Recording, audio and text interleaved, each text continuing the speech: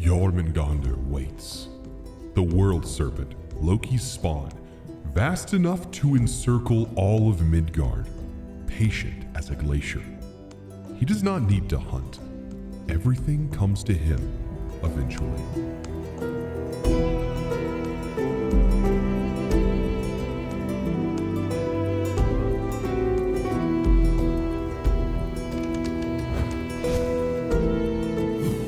Where we last left off, I had just defeated Ymir. I then journeyed through the Bifrost and entered Muspelheim.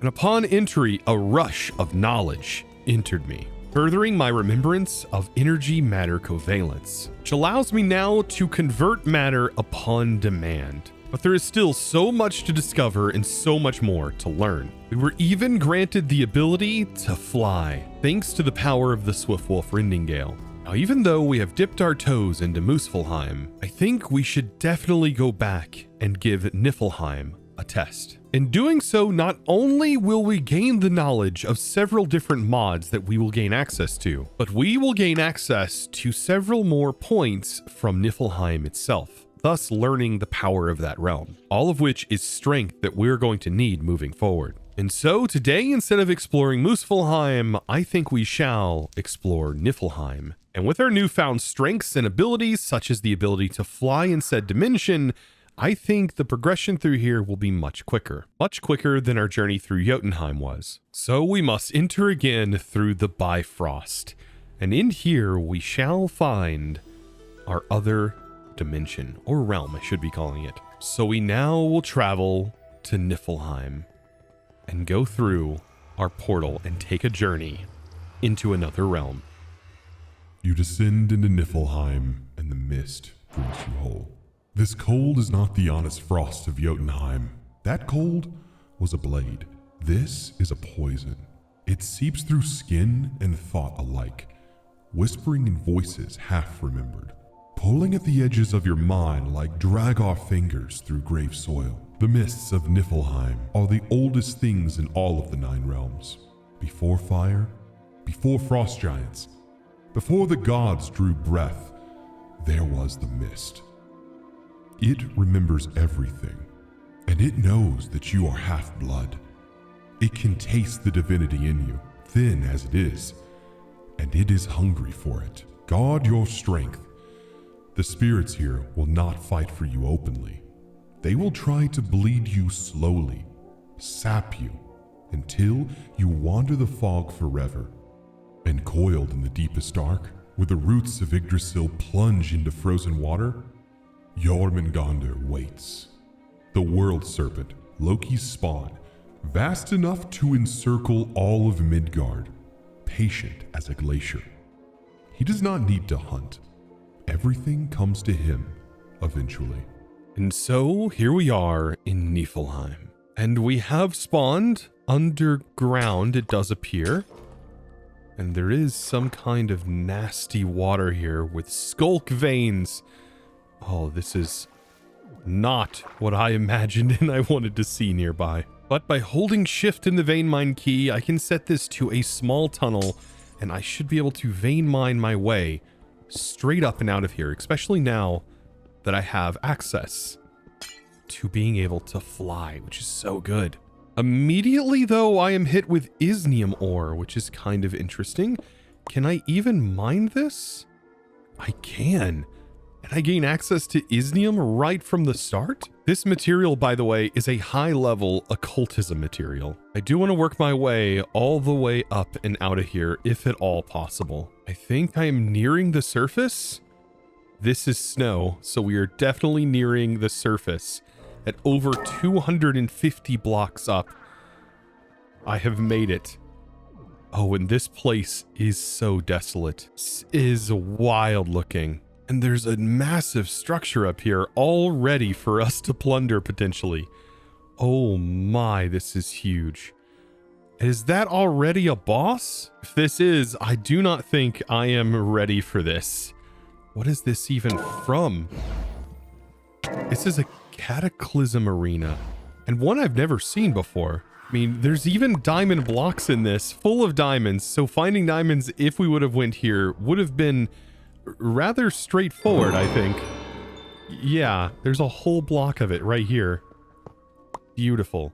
There's even turtle scoots and everything here. And there's even mushrooms here, and I don't know if I've found mushrooms yet, but now we have. And in this chest, I have already also found emeralds. So yes, our journey in this would have been quite different. However, it would have been very challenging to get through this barren wasteland with all of these skeletons everywhere. I don't know what it is about this whole area, but it really is giving me like Destiny 2 Europa vibes, if you'd ever played Destiny 2. This area is definitely, though, filled with mushrooms.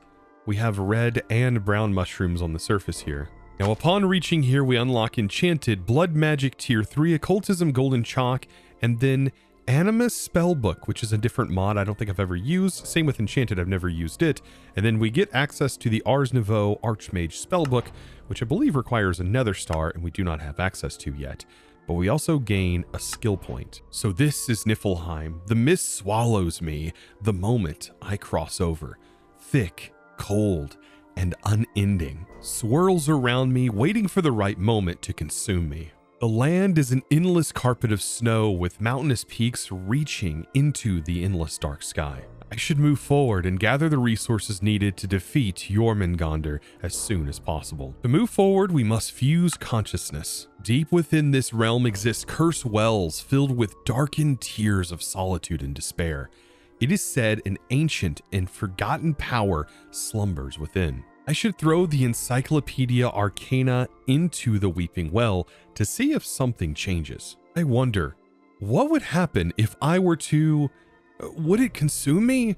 Or would the knowledge be ingrained into my very being? I should jump in. So we can use our structure compass to hopefully locate a weeping well, which shows that it is nearby. This shows that it exists right here, which probably means that it is completely buried underground.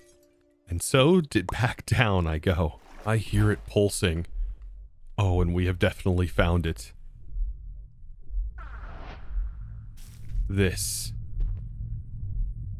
It almost feels like it's calling to me. Even my Encyclopedia Arcana is literally humming right now.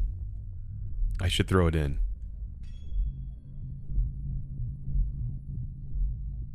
But now what? Oh, that. That is so cool. But what if I... Oh no. I do feel different. Oddly different. But I do feel different. I was rejected? I mean, it wouldn't be the first time. Oh, I managed to get very dizzy after mining this ore. That was very weird too.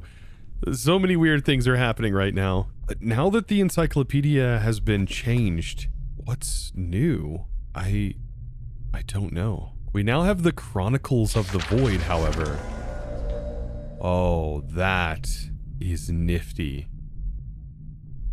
And this explains more about this. Now, in my studies, I have started to discover a few things. For example, if we toss in chunks of brilliance, we can get ourselves the mnemonic fragment. If we toss processed soulstone in here, we'll get ourselves a null slate. And if we toss chthonic gold in, we'll get ourselves malignant lead. And blaze powder will ultimately turn into auric embers. But also, if we put in a complete design, we will get ourselves fused consciousness. To make this, it is going to require all of our spirits combined. It also require a block of iron to be tossed into the well. Thankfully, I do have extra transmutation tables on me, so I can pull this off and pull out a block of iron to be able to at least start our process. And so I can toss this into the well and give it just a moment. Wow. We get something wild. An anomalous design. To convert this slate, I think I have just about everything needed in order to do this. I've got to get all of my spirits combined onto this table, which is just about all of them. And then we place in our anomalous design. That is so cool looking. So many spirits all being combined together. It's such a pretty sight. And now we have ourselves the complete design. Back in Niflheim, we can go ahead and toss the design into the well. This is such a cool mechanic. That is wild looking. Fused consciousness. Does this mean I can jump in now?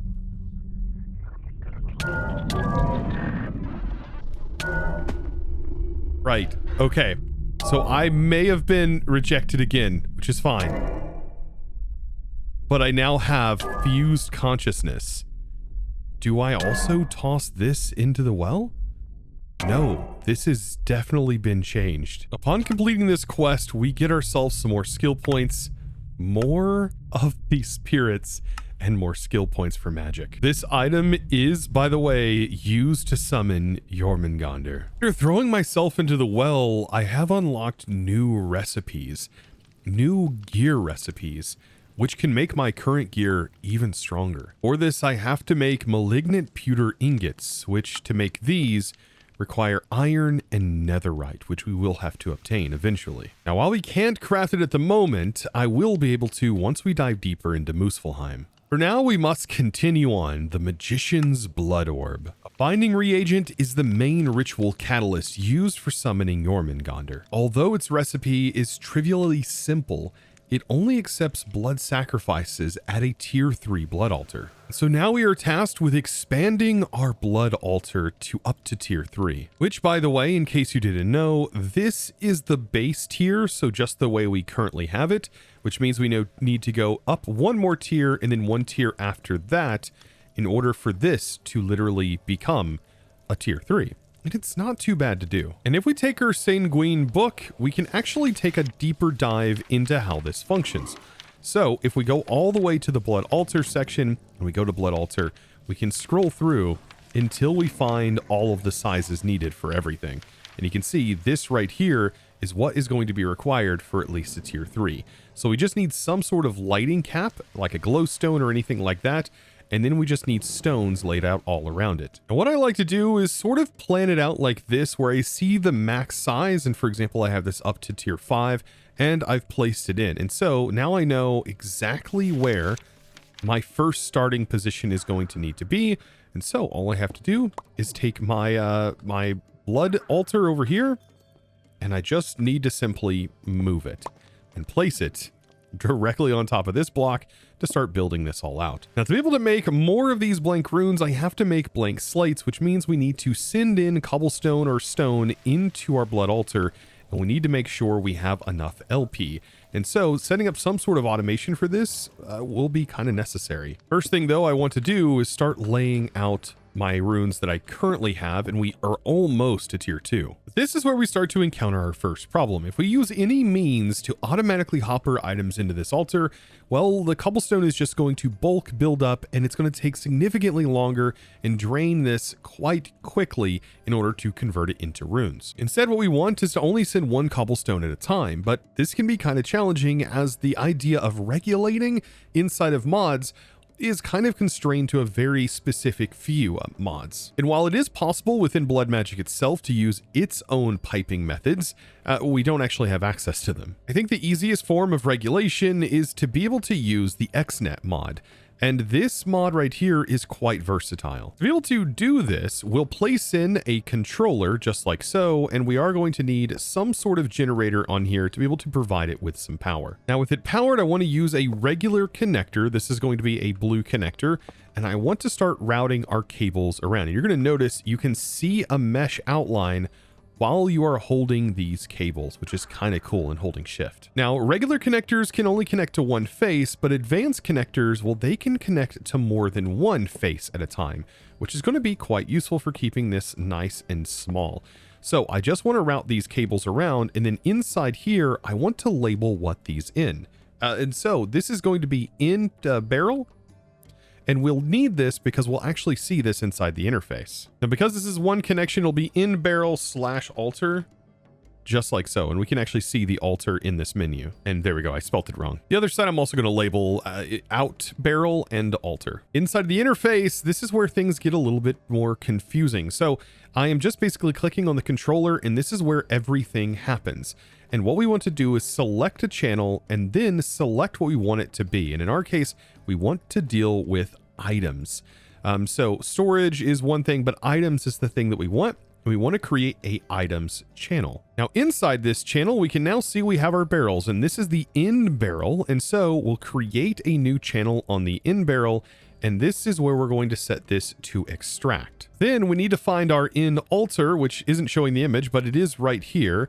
And this is where we want to create an insert. Now, the key thing that we want here is to set this disable insertion if designation inventory has too high of items. And the amount we want to set is 1 for right now. With that set alone, we can already test this. So if I throw 34 in here, we're going to notice only 1 is going to be sent at a time. And this is now regulating. Without that, it wouldn't actually be able to do it. So now that we have this done, we just need to create the filter for pulling items out. And this is where we have to create a filter because Blood Magic is such an older mod. It doesn't have these filtering capabilities that many of the other mods have, where the result is in a separate sort of output inventory. For this, we'll create a separate channel. This channel right here is going to be completely different. And we want to make sure that it is different. And so we'll set this to item, and then we will create this channel. This is going to be almost the exact opposite. So here on our output barrel, we want to create, and we want this to be an extract. And then on our output barrel, we want this to be an insert.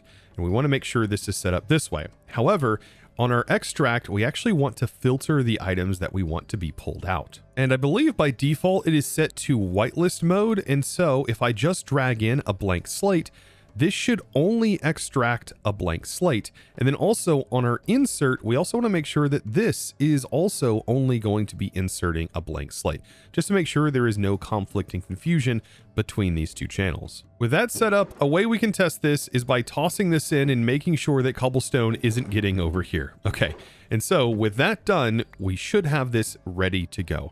All I need to do is now start filling this with life essence. This for me is going to be a lot easier because I do have this life stone, which is going to keep me constantly healed. So let's toss in our cobblestone and let's get this producing. And you can see this is now starting, it's draining. And what we want to see is after it has done this, which is going to be a pretty slow process. That's why I kind of want to fill this whole thing with life essence. But you can see the slate goes in here. So we now have our input and we have our output inventories. And this is working beautifully with XNet. And just like that, I've now upgraded to tier 2 by just adding these. So this has now registered, and now our internal buffer should be a little bit larger. For me to get this up to tier 3, I'm going to need just 20 more of the runes. And this should be the 20 needed. Perfect. That didn't take long at all. The way this gets built out is you go out 2 blocks, and then we need to expand, leaving a block space here and wrap all the way around. All of the other blocks that are on, for example, the inside or even the things that pillar up, they can be whatever blocks you want if you want to decorate this. And so, for example, I'm going to go up 2 blocks with our brick wall. It could be, like I said, any block leading up. I don't even think blocks necessarily have to be there, but it does require lights to be on here. And then we should see right here, it says 18,000 millibuckets. Well, as soon as we level this up, this should jump up into the next tier, or at least it should. One way we can know for sure is by placing down some of the arcane ashes, hit it with redstone, and then use a slate on it. In doing so, we should get ourselves the divination sigil. And this actually gives us a lot of information, not only about our altar, but also about our blood network, which is going to be kind of necessary. Yeah, let's go ahead and set this to personal.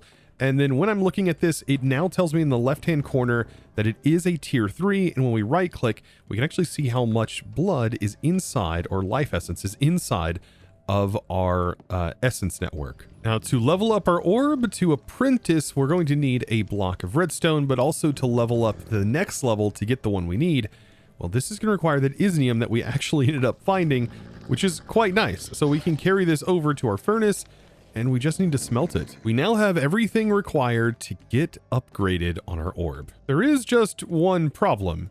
If we go to do the tier 3, we're going to notice that right away, we do not have the capacity for 25,000. And so what we're going to need to do is, while it's actively working, we're going to have to constantly keep feeding it. And that is just something that is going to be required at this next tier, unless you add some more expensive runes to the setup. And beautiful, we have the Apprentice Orb now. And now for the tier 3, which is what's going to allow us to gain access to the binding reagent. And beautiful, the tier 3 Magician's Blood Orb. With all of the ingredients required, we'll throw in the orb and let this produce the binding reagent. Very, very interesting stuff, by the way. So now that we have our binding reagent, it allows us to technically make living armor. And I am mainly here for our skill points, even though living armor is kind of a cool armor. As the more things you do actions-wise, it starts to sort of develop those skills, and you start to level them up the more you use those particular things. So if you run a lot, you'll get faster. If you jump a lot, you'll jump higher, things like that. At this point, we are now one step closer to being able to take on Jormungandr. But now we must branch off into the other trees. And I think for now, I'll start with the occult side of things, and then we'll definitely branch into the witching oven. I'll need to make better use of the demon realm's inhabitants if I wish to summon and defeat Jormungandr. I should begin by crafting a white chalk mixture and purifying it in the spirit fire. This will allow me to draw a basic summoning circle using Helheim's runes. Something we're definitely going to need in this process is the Dictionary of Spirits, which is just any book combined with the Demon Dream Seeds. This book right here is not only used in our research and discovery and understanding how everything works in the mod, but it also is going to be required for crafting. First thing we need to craft is going to be white chalk, which is going to require burnt other stone and other ashes. And to be able to get both of these things, we need to go into our spirit fire, which we gathered by lighting one of the demon dream fruit on fire. And so with the spirit fire, we can toss in black stone. This will give us other stone, and runewood logs to get other world logs. From here, we just simply need to smelt, I believe, 3 of this of both up. So we're going to need to smelt the logs, and that should grant us ashes. No, just smelting up the other stone gets us the burnt other stone, but the ashes, we are going to have to toss in more of the other world logs into the fire. And beautiful, we have ourselves chalk. But this chalk is impure. To make it pure, we must send it to the demon realm. And now we have white chalk. But it's now time to upgrade to golden chalk. Using the Rite of Hell's Dominion, I'm able to summon a foliate capable of slowly crushing objects it is handed. I'll need this to make gold dust, a key ingredient for the next tier of ritual chalks. With a golden chalk, I can summon the Jinn level demons, who are faster and can perform basic tasks. And so we need to find the Rite of Hell's Dominion, which is going to require these ingredients, I believe, but we also need to find this actual ritual to summon it, which to find this is going to be found in our book. And this is the one down here. These are all custom, by the way. And so it is going to require this shape that you see here. And what we can do is we can find a place to hopefully fit it and place it down, which it may be a little bit larger than the area I have. Let's see. I'm probably going to need a little bit more space for this. To be able to make this, I simply just need to click this with white chalk everywhere that this exists, following the path as such. This is a really, really neat part of this mod. And then we just need to make a sacrificial bowl, which we've been using and crafting all through this time. But not only this, we are also going to need a couple of other bowls that can be placed within the ritual. Once the center bowl is placed in, this should now say completed, in which it is. And then just around, we can place these bowls, just so long as we don't override any of our glyphs that we've placed down. Now, all of the ingredients required is listed here, but also this includes a bound book. So to be able to make a bound book, we can actually toss in just a regular book and quill into here, and we'll get ourselves a book of, this is the Book of Binding, but empty, which is a really, really nice and convenient thing. And we can teach ourselves this. Then we can combine this with our Dictionary of Spirits And this should create a bound book. No, that's right. We have to surround it with white dye first to define what kind it is. So we will do that. Let's grab, I think I have white dye in here. 1, 2, 3, and 4 is all we need. Then once we have this defined, now we can define it. Okay, so we just combine this with the spirits and we get a bound book. This is how we are going to activate this ritual. So I need to place in all of the individual items like so, and then click this onto the center. And this has been made so much faster. And look at the little guy right here. Yes, so now we have a crusher foliate. With this guy, I can shift right click and start to give the guy some gold. And this is going to start producing crushed gold. You can see it in his hand right here. It is slow, very slow, but the higher tier you go, the faster they get and the better they get. And this is a really good way of ore processing, honestly, early on, if this was the only mod that you had in a mod pack. After a brief time, I got myself some gold dust. After acquiring this, I also want to swap this out for some instone because crushed instone is another special thing that this thing can make. But now with my impure chalk, I now have access to creating a golden chalk. This mist it's like being inside of a cloud, but the cloud doesn't like you. Do you hear that? It sounds like whispering. No, I don't want to hear whispering. I'm going to think about nice things, like sunshine, warm rocks, and places where things don't whisper at you from the fog. Yeah, I have heard some weird whisperings from time to time while I was there. With this new chalk, the possibility of getting ourselves a frit essence is now accessible. I can now use the golden chalk to draw the rite of Jormungandr's coil, allowing even stronger demons to cross into this realm. Frits, however, are mid-tier demons, and they will not allow themselves to be summoned as easily unless I bait them with a sacrificial cow. Thus no longer really needing to crush up anything, I'm actually going to remove this and prepare myself for the next one. And since we're going to need a sacrificial cow, this is going to be a really cool use of a new thing that was added recently to sophisticated backpacks, the mob catcher upgrade. So now I must prepare up Jormungandr's coil. And this, I believe, could just be laid out just like we have for all of our others. Yes, this one will fit, I think, a little bit better. I'm going to need to remove this and have this placed in different locations. I think that's going to be fine. And then I take this and start to lay out all of the chalk. With our last chalk, that's now completed. All right, let's test out this backpack upgrade. I'm pretty excited about this. Okay, so this will summon in a cow, and then I've got to figure out how do I pick up mobs. So I just simply shift right click. Oh, that is so cool. And then inside here, we can see there's a cow, and I can just click to release it. That is nifty. Oh, that's okay. I love this. You know, this being a little bit higher level of a demon, this being an Ifrit, this requires purple dye going around our book. And same as we did before, we'll create the Ifrit, and then once we have this book bound, we bind it with the Dictionary of Spirits, and we are ready to rock and roll. So I've just got to get all of these items placed on here, and then also provide that sacrifice. And you notice that it says right here, started, but it says the ritual is not ready to go. And that's because we have to provide it with a cow that needs to be nearby somewhere. And then we must sacrifice it. And once that happens, well, we get ourselves an Ifrit essence, and no battle. I was expecting a battle. I think that's because this whole thing has been changed. Either way, we now have ourselves the Ifrit essence that we needed. So one more thing to add to our bag. With that all done, it's time to move on to a mod that I am very unfamiliar with, and that is the enchanted mod.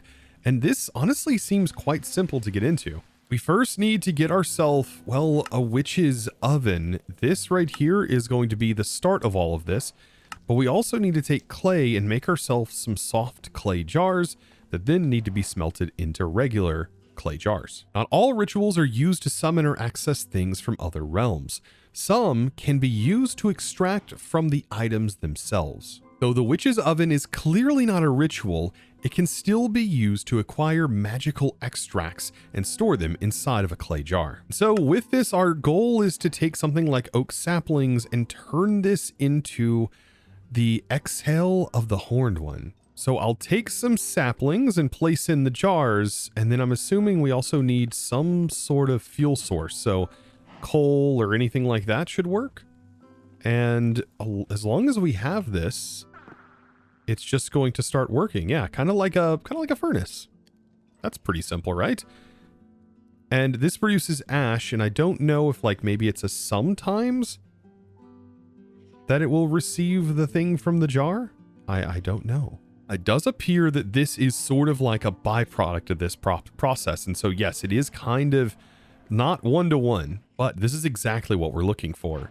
And so we now have gained even more points in magic and even more jars. You'll need to destroy some grass to obtain a variety of seeds to create the anointing paste that can allow a normal cauldron to withstand magical fluctuations. I should first use the witch's cauldron to make mutandis, a magical fertilizer that I'll use to convert regular saplings into rowan saplings. By the way, a way that we can form grass is by using earth essence. And so I can add, for example, grass to a block like this, and then maybe bone meal it. And we should get a chance of getting a few different seeds. I can already see we've gotten a few that are actually going to be required for the process of making the anointing paste. However, snowbell seeds we cannot obtain in this dimension. On the surface of Niflheim, I want to place down some dirt and try to get the other seeds potentially.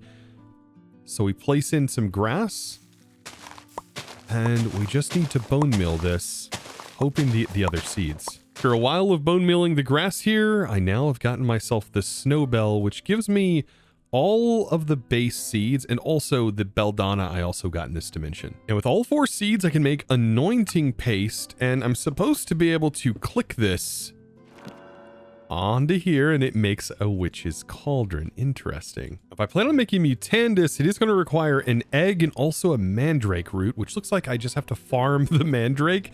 Okay, that's going to be kind of interesting, but I am going to need the egg, so this means I've got to get myself some chickens.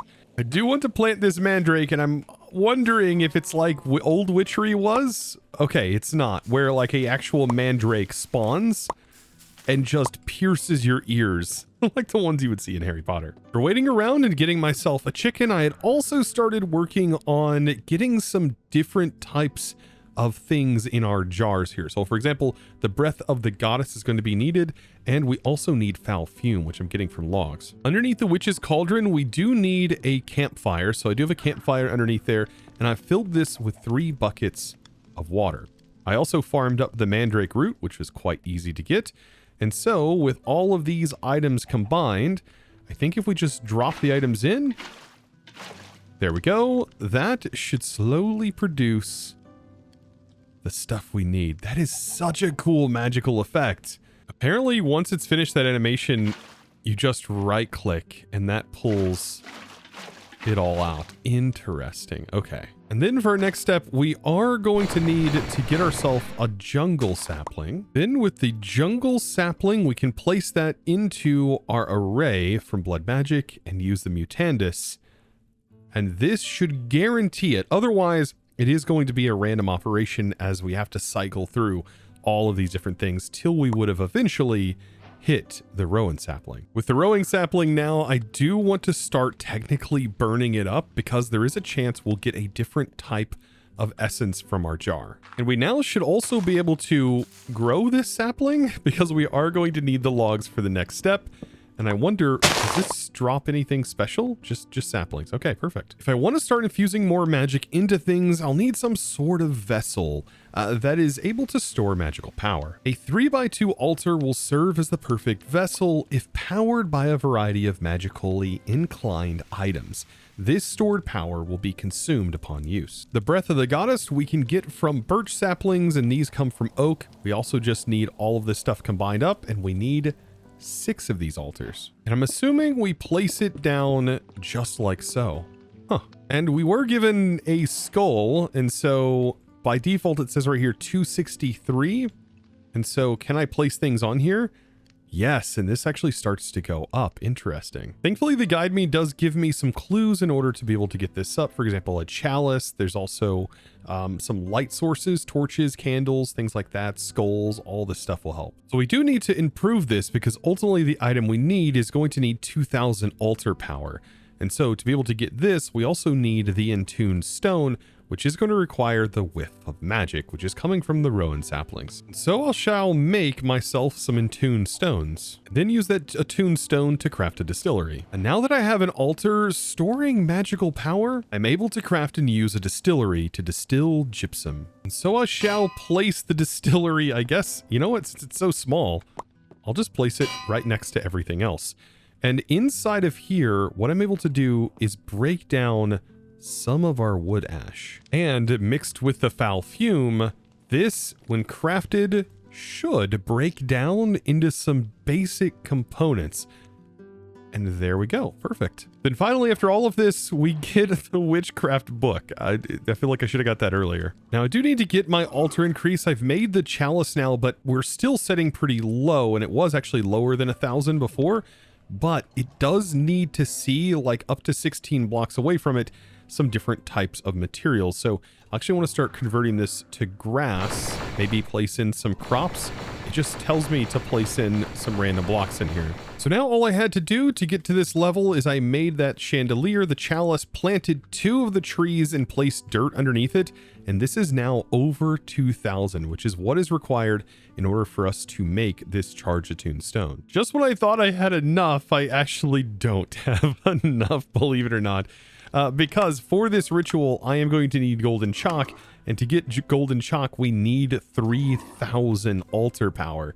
So we are very close, so maybe some things like melons or crops could make this go higher. You're planting some crops and also just placing rowan logs in general. It actually really likes these logs being near, and so I now am above 3,000. Let's now assemble a rite near my altar with 2 outer rune circles surrounding a golden rune. Once everything is in place, I can throw the ingredients on the ground close to the central golden rune and interact with it to begin the rite. So for the first part, I need to now break down the breath of the goddess, and this is how I'm going to get tears of the goddess. This is going to require lapis, interestingly enough. And also we can bounce slime balls around. The tears of the goddess, I should be able to get 2 of these ritual chalks. For the gold chalk, a mandrake root, a gold nugget, and also a ritual chalk, which all goes inside here. Such a cool particle plume. I really love the way these particles are handled. This is kind of neat.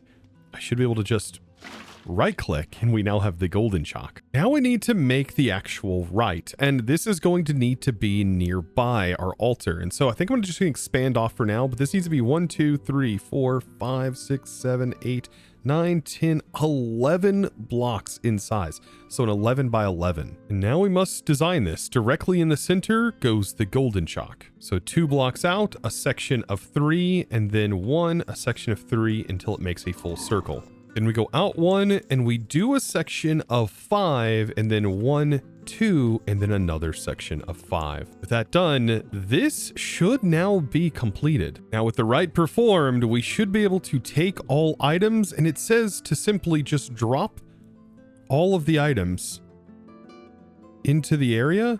All right, so we can try to right click. Aha. And that activates it.